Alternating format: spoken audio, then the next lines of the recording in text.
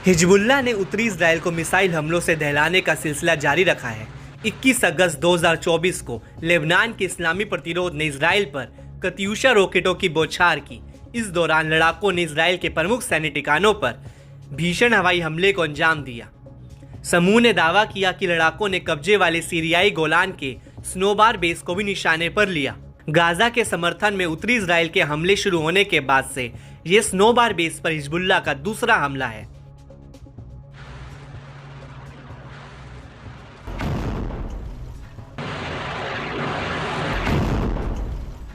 लेबनानी सीमा से 18 किलोमीटर दूर स्नोबार बेस को इजरायली सेना की उत्तरी कमान का एक प्रमुख फैसिलिटी माना जाता है। ये पैदल सेना के सैनिकों के लिए एक ट्रेनिंग कैंप के रूप में भी काम करता है।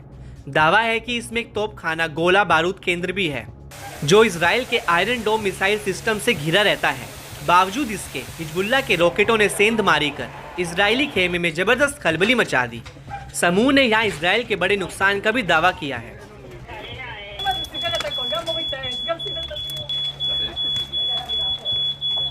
हिजबुल्लाह दक्षिणी लेबनान खास तौर से बीट लीफ पर इजरायली हमले से तमतमाया हुआ है। लड़ाकों ने जवाबी पलटवार करते हुए एक सटीक हमले से हदाब यारोन साइट को निशाना बनाया। इतना ही नहीं, उसी साइट को फिर तोपखाने के गोले से भी हमला किया। इसके अलावा हिजबुल्लाह ने जेरिट मिलिट्री एयरपोर्ट के पास इजरायली सैनिकों की एक टुकड़ी पर भी हमला किया। इजरायली मीडिया ने हिजबुल्लाह के हमलों की पुष्टि करते हुए बड़े हमले की जानकारी दी। लेबनान से उत्तरी इजराइल की ओर 60 से ज्यादा रॉकेट लॉन्च किए गए। इससे 5 से ज्यादा इजरायली घायल हो गए, जबकि गोलान हाइट्स की कैट्जरीन में कई इमारतों को नुकसान पहुंचा।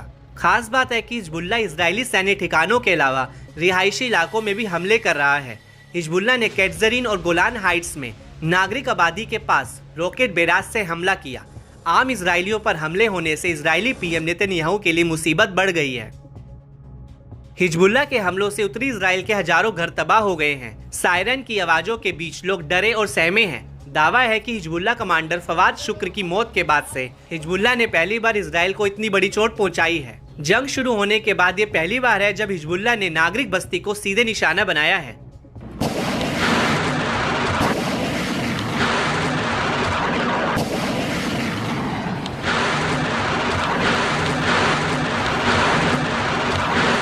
इजरायली रेडियो ने बताया कि रॉकेट हमले के बाद इजरायली सेना ने गोलान में कई सड़कों को बंद किया।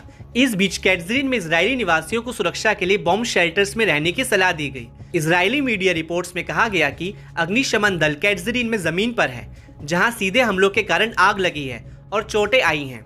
रॉकेट हमलों के चलते कब्जे वाले गोलान हाइट्स में बार बार सायरन बजता रहा, जबकि एक रॉकेट नहारिया के पास अलर्ट सायरन को चकमा देने में कामयाब रहा। वहीं सफद के ऊपर भी धमाके सुने गए।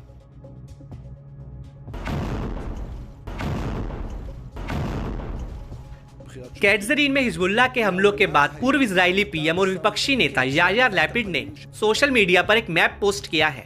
इसमें इजराइल के उन इलाकों को दिखाया गया है जहां सायरन बज रहे थे।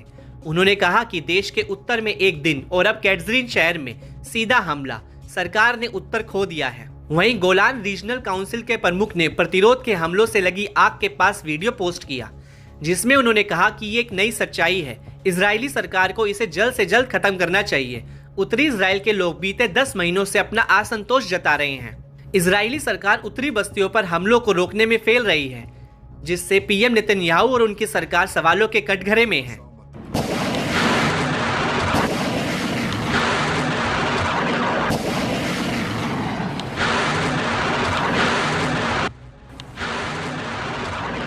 गौरतलब है कि इजरायली सेना भी लगातार दक्षिणी लेबनान में हिजबुल्लाह लड़ाकों और उनके रॉकेट लॉन्चर साइट पर बमबारी कर रही है। बताया जाता है कि पिछले साल अक्टूबर में संघर्ष शुरू होने के बाद से लेबनान में 600 से ज्यादा लोग मारे गए हैं, जिनमें 400 से ज्यादा हिजबुल्लाह लड़ाके हैं, तो वहीं 150 से ज्यादा आम नागरिक भी शामिल हैं।